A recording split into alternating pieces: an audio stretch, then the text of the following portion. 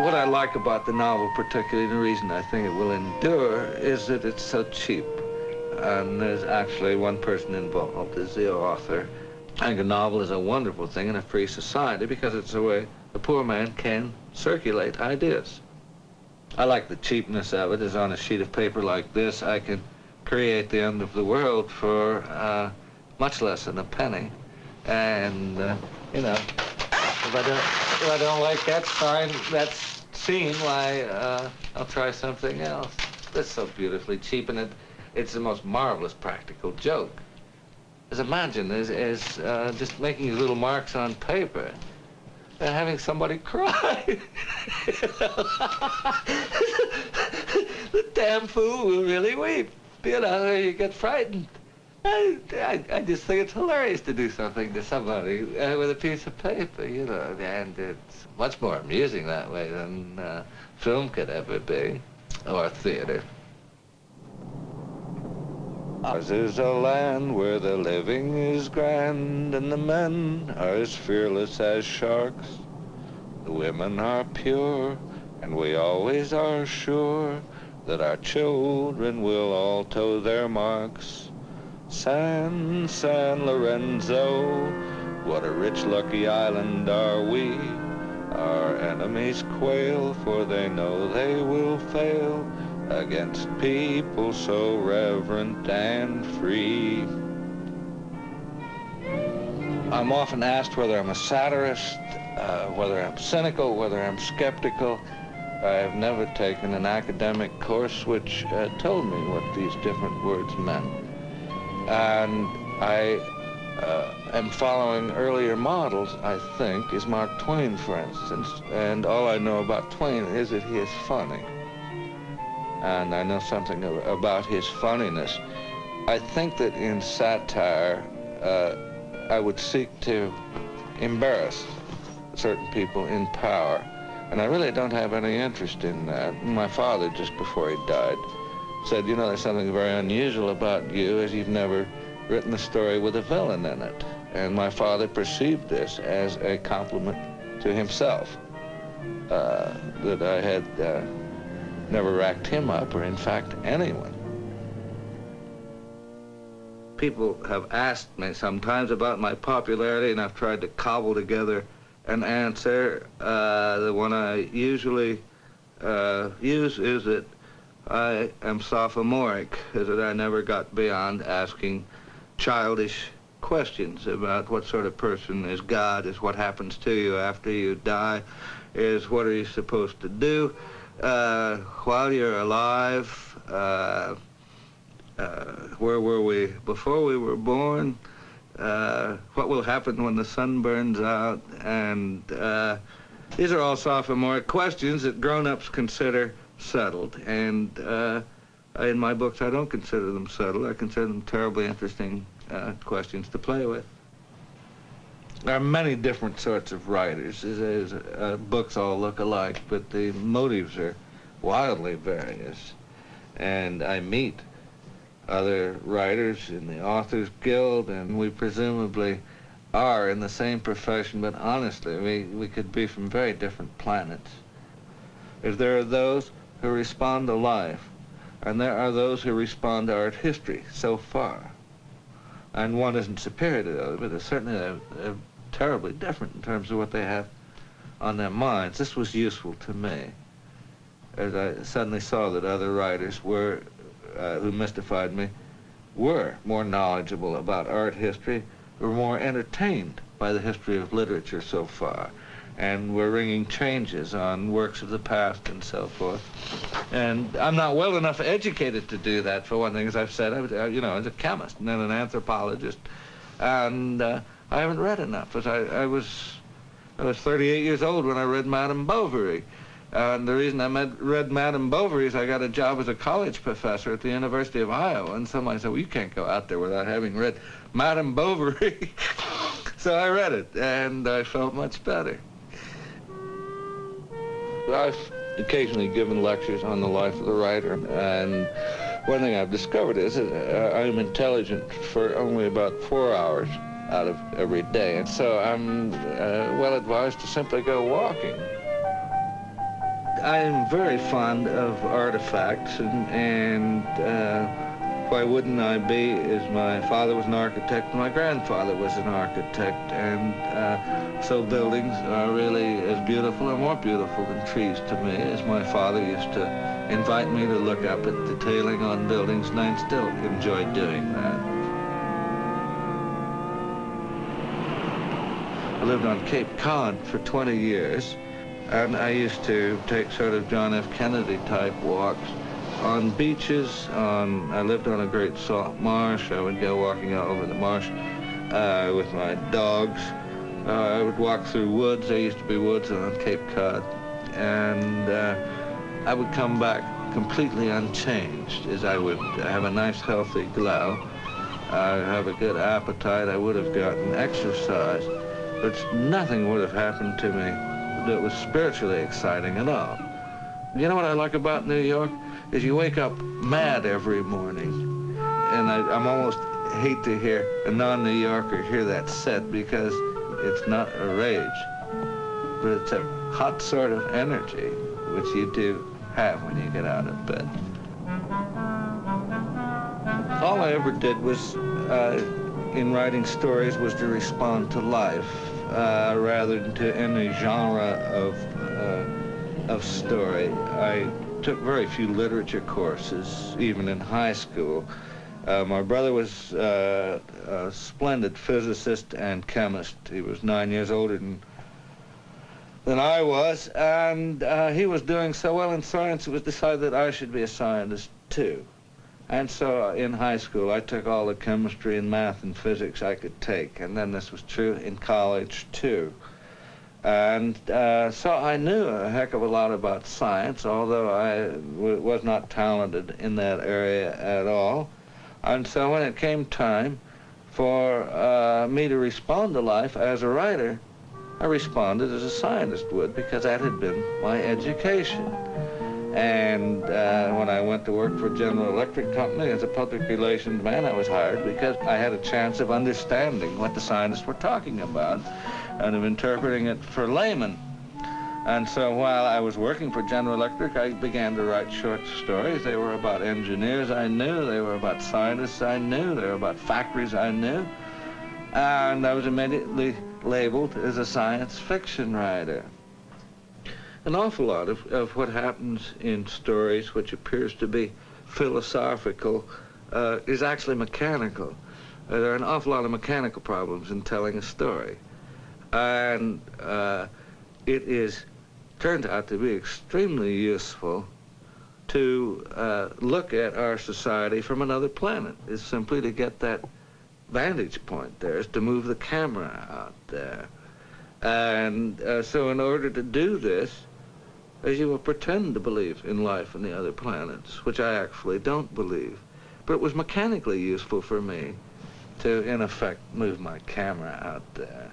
There are all sorts of things which happen in stories which stories themselves require, the mechanics of a story, which appear to be philosophical. When you start a story with what if, that was what H.G. Wells said, is what if a man could travel in time. George Bernard Shaw at the same time was saying, what if there really were an Adam and Eve? What were they talking about? When H.G. Wells was saying what would happen if we were invaded by Mars, as George Bernard Shaw at the same time was saying, suppose the story of Androcles and the lion were true, what would it look like? And so his play starts with this lion on stage crying and pointing to his paw. This is the same sort of grotesque, very creative speculation. And one is just as interesting to me as the other. Science fiction, incidentally, always deals with the past. Suppose there were a planet where there was such a thing as human slavery. Well, we, in fact, in this country had human slavery in my grandfather's time. Suppose there were a planet where they set up actual death factories. The only purpose was to kill human beings as fast as possible. Well, let's think about that. Except I've seen them, you know, and we all have. is we are dealing with the past always. Because we're still dealing with the hideous casualties of the first modern war, as the American Civil War. When 100,000 people would die in one day, what would that be like? Well, what we're really doing is, what was it like? Is we're still dealing with this. With poison gas, with shrapnel. What the hell was that like? Is we're still trying to understand our past, as we don't have time to think about the future. There's too damn much we haven't digested yet. And science fiction is, in fact, always dealing with the past and would be uninteresting if it dealt with the future. People frequently ask writers, where do you get your ideas? And I often know the answer, as I know where a lot of my ideas come from. And some of my ideas are so repetitive that I don't want anyone to know, as I hope no one will notice. But I will begin fooling around at the typewriter, doing finger exercises to see whether I can't get a story going. And the cast, again and again and again, will shape up is two men and a woman. Well, this is myself, my brother, and my sister. And this will happen again and again and again. And the atmosphere of certain situations in my childhood will appear again and again and again. And the places I've written about are all places I have seen, with the exception, with the exception of other planets, of course. And I did write fairly successfully about Haiti without ever having seen it, and I may go see it sometime.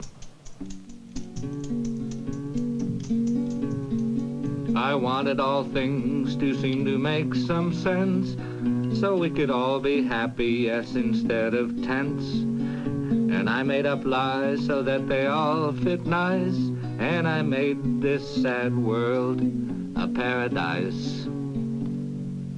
I know that I am working out very childish conflicts, and will be till I'm an old man, and it will be the orchestration of my family.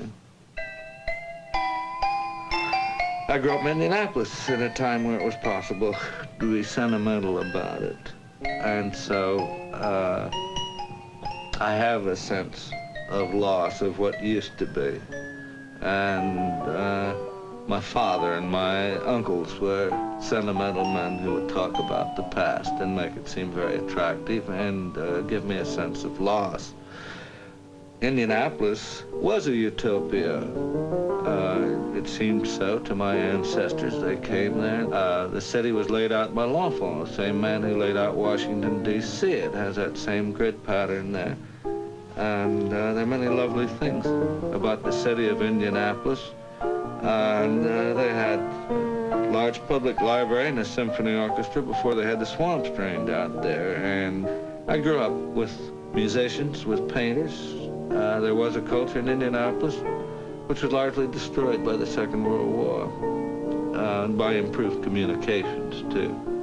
The American culture was transmitted to me by bookshelves in my house, as I came from a cultivated family in Indianapolis, and I would read whatever I pleased from the shelves. And I was not aware particularly that Edgar Allan Poe was an American writer. I had no idea who was American, who was British. I read a lot of Maupassant, and I had no idea what country he was from for a while. So my house in Indianapolis was a literary smorgasbord. And only as a grown-up did I begin to marvel at what was specifically American about Poe or about Twain. As a child, I assumed somehow that all writers were from the same country. I had no sense of nationality of different writers. And again, only as a grown-up did I begin to think, as a scholar might think of these people, as who they were and what their backgrounds were like. Well, Ernest Hemingway said that we were all descendants of Mark Twain, and we could scarcely avoid it because we have a very short history and a very small culture as a consequence of the youth of this country. So, as an American, one of the few great American writers is Mark Twain. There isn't really much of a selection. So I am, logically and historically, a descendant of Mark Twain, as there is no other American to descend from. I grew up during the Great Depression where there was no work. When there was no work, a person who wanted a job could not get one. A person willing to work for money could not find a way to make money. My father was an architect. He was out of work for a period of about 10 years. And my mother began to dream of ways to make money, and there was one way you could make money in the Great Depression, which was to write stories. It's during the Great Depression, magazines boomed, motion pictures boomed, as what little money people had they spent on reading matter, on films. And so this was really quite rational of my mother to decide, by golly, she's going to learn how to write a story for the Saturday Evening Post or Collier's and make some money, because we needed money. And so she had this dream, and she became obsessed by it and talked about it a lot. And I heard a lot of what she had found out about writing stories from courses in how to write the short story, and I got interested and excited too. And I was lucky enough to go to a high school which had a daily paper. It was Shortreach High School. And in fact, my mother had gone to Shortreach High School and had worked on the daily paper there too. It was quite an old paper. I think there are only 2 high school daily papers in the country. I think one is in, there may be 3, I think, but one is in the Chicago area and one's in Indianapolis. And Shortreach High School has produced a heck of a lot of writers because there was this opportunity to write every afternoon after school. In the beginning, I was, as a writer, I was very reluctant to put myself at the center of any story. This was partly because of my journalistic training. As a journalistic training I received in high school, and then when I was managing editor of the Cornell Daily Sun, and when I worked for the Chicago City News Bureau in Chicago, as I was damn well to keep myself out of the stories and also to keep any editorializing out of the stories. I think it is important for a writer to project a strong image of himself if he is going to succeed in the free enterprise system. It's proper, it's useful for an author to become a character in his books. In Slaughterhouse-Five, the scene that meant the most to me was a scene I actually lived through, which was the burning of bodies after they were brought out of the cellars of Dresden, where they threw kerosene on these heaped bodies and touched them off. And I saw that, and I was very young at the time, about 20 years old, and it made me think a lot about mortality and these bonfires of human beings. So I'm really sorry to have anybody see that, but I saw it, so everybody else might as well too. People ask me often, who has influenced you? And they want me to reply with authors, and so I do reply with authors, and I will say Robert Louis Stevenson, I will say H.L. Mencken, I would say George Bernard Shaw, because we had a complete set of Shaw, we had a complete set of Conrad too. But what I forgot to say for years was that I was largely influenced by comedians. The genius of Jack Benny, it was of such a high order that it seemed effortless. Laurel and Hardy, W.C. Fields, the Marx Brothers, all these people sustained me, sustained the whole country through the Great Depression. And there was a lesson to me, too. There were a lot of things you could give people other than money and food to make them feel better. I really admired the hell out of the comedians and what they were able to do for us. I became interested in jokes because I was the youngest member of my family, by far. And the only way the youngest person at the dinner table can get attention of grown-ups is to say something funny. Now, this is done absent-mindedly, accidentally usually. I mean, after all, here I was, when I was 6 years old, my sister was 11, my brother was 17, and then my parents were in full cry, and there wasn't much I could tell that had happened during my particular day, because nothing very interesting happened to me. But I must have accidentally made a pun. I must have accidentally made a joke, which I identified as a joke, and I didn't know it was funny. But they all turned and listened to me, and they started to laugh. And this was the one way a little kid at a table can get the attention of older people. And so I made it my business to become the funniest person at the table. And I'm sure the history of every comic is the same one. My books are mosaics made up of many little chips. Each chip is a joke. And a joke is a difficult thing to build and make work. I cannot turn out in a day a predictable number of words. My problem is that I must, before I put a chip into this mosaic, must make a joke work. And if a joke doesn't work, you can tell. It's just like an automobile. It doesn't work, the thing won't go. And so roughly my schedule consists of a joke a day. Is Cat's Cradle, for instance, with its very short chapters, each chapter is a joke. It's constructed with some skill, I hope, the way a comedian would construct the joke. But it takes me about a day to make a joke. Some are short, some are long. It's a lot like building a mousetrap and then baiting it and then triggering the thing.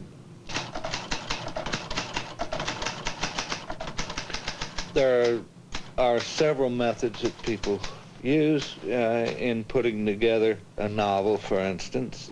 I happen to be what I call a basher, which is that I write page one over and over and over again till I get page one right. And then I write page two. And so ultimately, when I reach page 300 and write the end, there's nothing remains to be done to the manuscript. It is a finished manuscript. This, incidentally, I think is the way Hemingway wrote too, because I apparently was born this way. There are others who are swoopers, and I would suspect they have more fun because they go fast and get the scenes down any which way, approximate everything. If the right word doesn't come immediately, is put a word close to it with the promise that you will come back. And on the second run-through or the third run-through, we'll get the manuscript right. And I see no advantage of one technique over the other. These happen to be the two main techniques. I'm a self-employed person. I'm the only boss I have, as I can declare myself retired. And so I have to do things, I have to trick myself in various ways to keep myself active. And on my 50th birthday, I hope to get myself reborn through my own efforts. And so I thought I might begin by declaring all my previous work off limits for me. I would have to begin something new for the second half of my 100 years of life. So, as a stimulus to myself, I killed off all my characters in Breakfast of Champions and promised myself I would begin anew. Is this I'm trying to do, but this is simply a trick played on myself, played on me by my boss. Well, people ask me, for instance, why did you use drawings in Breakfast of Champions? And they'll ask me, too, what are you going to do next? And I don't know, as I honestly don't know, and I don't think any writer knows what he is going to do next. But I honestly don't know where I'm going, and what may happen to me next is that I will simply not be able to write anymore, or I may do a book which is nothing but pictures, as I really don't know what is going to happen next, as I am a will-o'-the-wisp, and I think I draw energy and cues from my society, is I think I am a shaman, and I think a lot of writers are, and that we are magical storytellers, magical lunatics, really, for the rest of society. But I think it's up to my society to somehow cue me as to what to do next. I don't know, as I'm not getting strong signals right now about what to do next. And also, there's every possibility that what happened to my father will happen to me too, which is I will grow old, and I will grow less energetic, I will become less ambitious, and I'll probably become a little more stupid with each passing year. The thing that is most deeply buried in us, the oldest part of our mind, is the pre-human mind.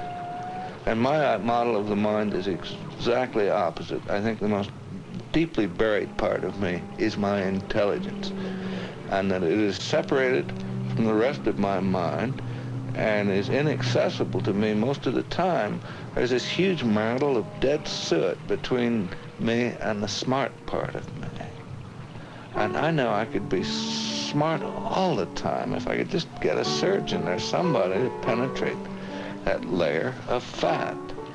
But I know that I can become intelligent if people will be quiet, just leave me alone and not ask me any questions and simply let me meditate. And then my intelligence does become accessible to me. All our artists must discover themselves, or they will never be discovered. Lakes, carillons, pools and bells, fifes and freshets, harps and wells, flutes and rivers, streams, bassoons, geysers, trumpets, chimes, lagoons. Hear the music, drink the water, as we poor lambs all go to slaughter. I love you, Elliot. Goodbye. I cry.